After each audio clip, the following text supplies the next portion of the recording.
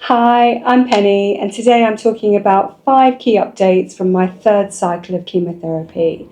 So, the 5 things I'm going to be talking about are number one, progress in terms of updates on tumour size and how chemo is working. Number two is how I got on with my 80% dose of chemotherapy in the third cycle and the side effects I had. Number three is a very rare side effect of gastroparesis that I experienced. Number four is going to be a bit of an update on my hair loss situation. And number five is the change of plan for my chemotherapy going forward. So if that's of interest to you, stick around and we'll get into it.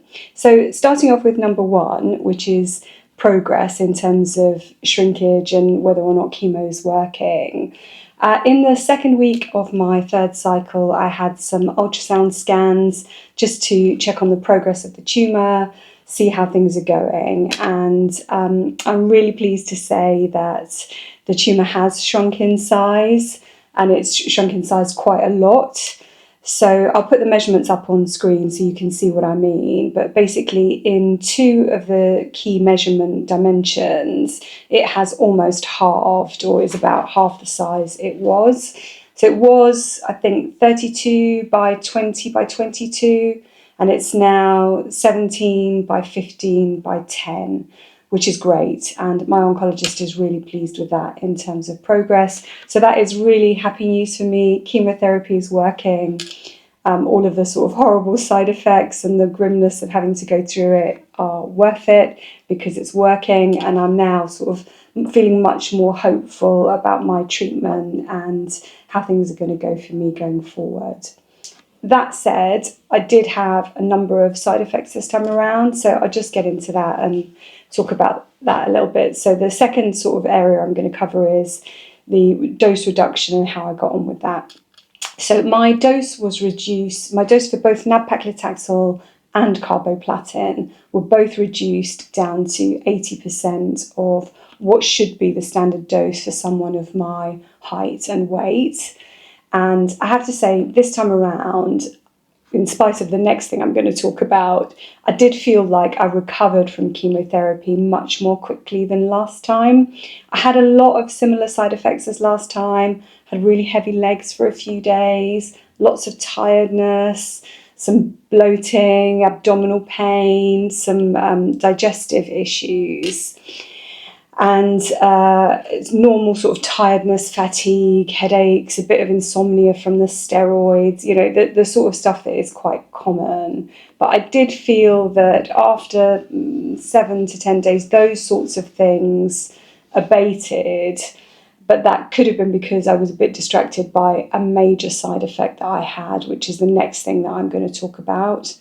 So I now know that I have gastroparesis and that is a side effect from my treatment. What we don't know is whether that has been caused by the pembrolizumab immunotherapy that I've been on, or whether it was caused by the chemotherapy drugs, carboplatin and nab-paclitaxel. But during this cycle of chemotherapy, I had some quite distressing side effects related to that, and some experiences as well, which I'll share with you now.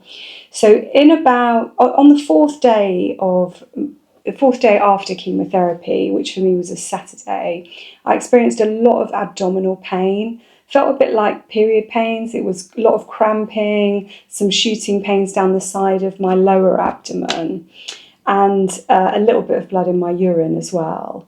And then that seemed to calm down a bit over the Sunday. But after that, I began to experience quite a lot of distress around my upper abdomen, so sort of here, just below my chest area, and a lot of pressure against my diaphragm.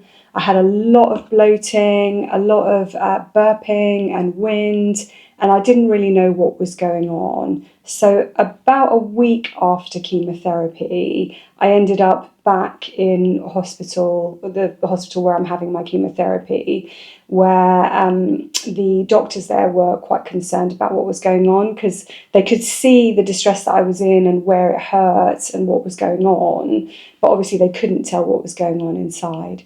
So they wanted to do a CT scan of my whole abdominal area to have a look at my organs, because they were a bit concerned that there might be something wrong with my organs. And that CT scan was arranged for the next day. But I was told in no uncertain terms that if my symptoms got worse before that appointment on the next day, I had to go to A&E, the emergency department. It was a really low threshold for that. I shouldn't think twice about it. If I was any worse, just go straight to A&E. So in the evening of that day, things did get worse for me. I couldn't even lie down to sleep. I couldn't sit down comfortably. In fact, throughout this whole time, the week or so leading up to this, I hadn't been able to sit comfortably, and I'd been standing a lot and trying to walk it off a bit, and just desperately uncomfortable, really, and having a lot of difficulty sleeping. So that night was worse than all the other nights before, and I ended up going to A&E. My experience in A&E was not good. It took a long time to get seen, even though hospitals in the UK are supposed to have special protocol to accelerate chemotherapy patients in case you're at risk of infection. You're supposed to be seen within an hour. That didn't happen for me. But, eventually I did get to see an A&E doctor, and he arranged for me to have a CT scan with contrast, where they inject you with some dye so they can better see what's going on. The whole experience took about 6 or 7 hours, and by the time it had all finished and we were going home, it was about 4 a.m. But when I was there, I think the doctor suspected that I had pancreatitis from the chemotherapy. When they did the scan, that didn't show up.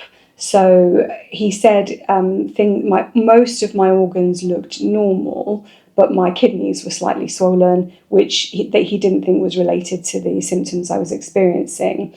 So basically they sent me home with some pain medication, something called Buscopan, that helps with twisting abdominal pain, and some painkillers and things like that. And then he said, just speak to your oncology team, because it's obviously just a side effect from chemotherapy. So I did get back in touch with my oncology team, and then it was decided that I needed to have an OGD endoscopy, which is where they put a tube with a camera on it down your throat to try and have a look at what's going on in your stomach and down into your, further down. I'll put the proper name up on screen, but OGD, some gastric endoscopy. So that was a kind of like a mini procedure. I had to fast before it. I went into the hospital. They gave me sedatives to knock me out a bit. I have to say the procedure itself, whilst I was a bit anxious about it beforehand, was fine because of the sedatives that they gave me. I didn't really notice what was going on. Initially, when they sprayed the back of my throat with local anaesthetic, I had a slightly strange sensation where I didn't feel I could swallow properly. But shortly after that, I was out for the count, basically, and didn't really notice the procedure very much at all. So the conclusion from that procedure, which happened about a week after having to go to A&E, so effectively 2 weeks after chemotherapy, the conclusion from that was there was no sort of major inflammation or damage in my stomach or further down, so far as they could see on the scans.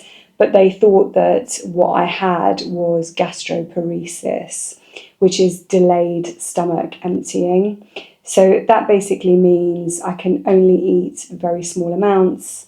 I can't drink very much. I get this sort of pressing sensation in my upper abdomen, and I'm burping quite a lot. And the gastroenterologist that is looking after me basically explained to me that whilst it's a bit rarer, this can happen with chemotherapy. They don't know whether it's the chemo or the immunotherapy, but that he would expect that when my treatment is finished, my gastric processes should sort of go back to normal. But I would somehow, he would need to work with my oncologist to try and get me through the next stages of my treatment. I still have 3 months of treatment left, effectively 5 more cycles to go.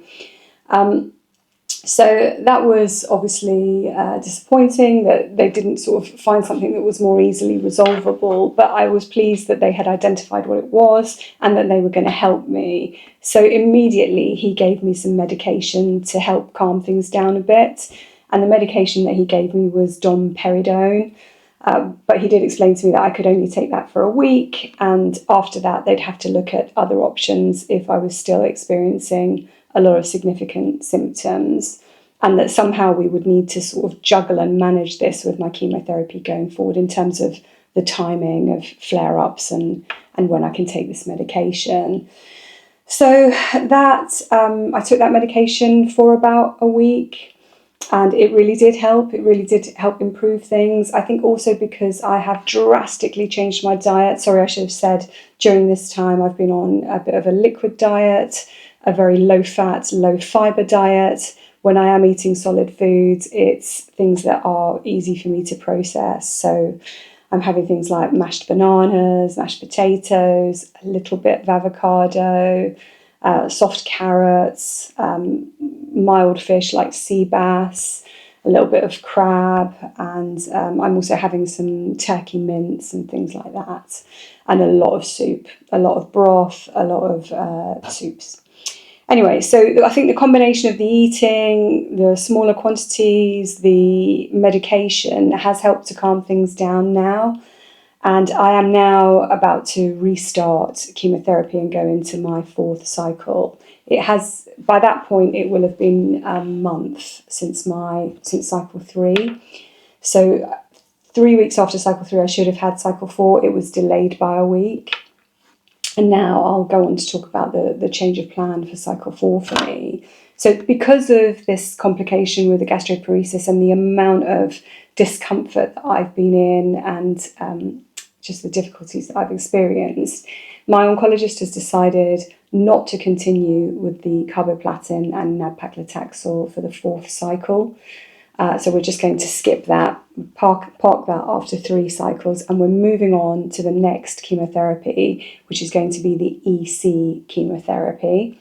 And in addition to that, this cycle, it's going to be my 4th cycle, but it's going to be my 1st cycle of EC chemotherapy. For that cycle, we're not going to do the pembrolizumab, because they're just going to try and flush out whether without it my stomach does better, or if, depending on how things go, they might then reintroduce it later.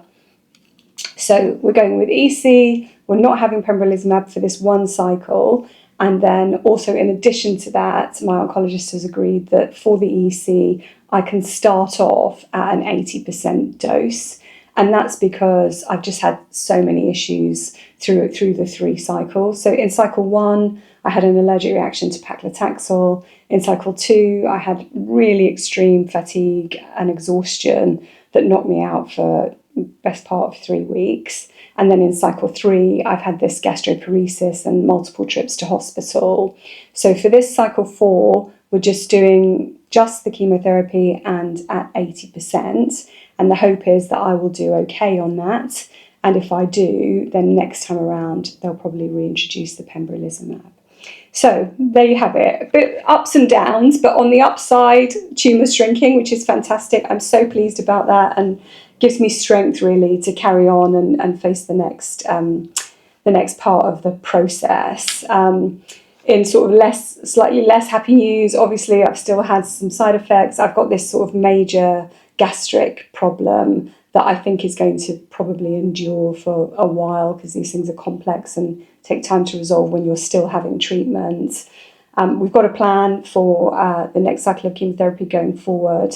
And then the last thing I just wanted to mention briefly is my hair loss situation. I am going to do a separate video on this, because I think it affects a lot of people with various types of chemotherapy, and I know from my own experience that watching some of these videos can be helpful in terms of making your own decisions and thinking about how you can cope with things.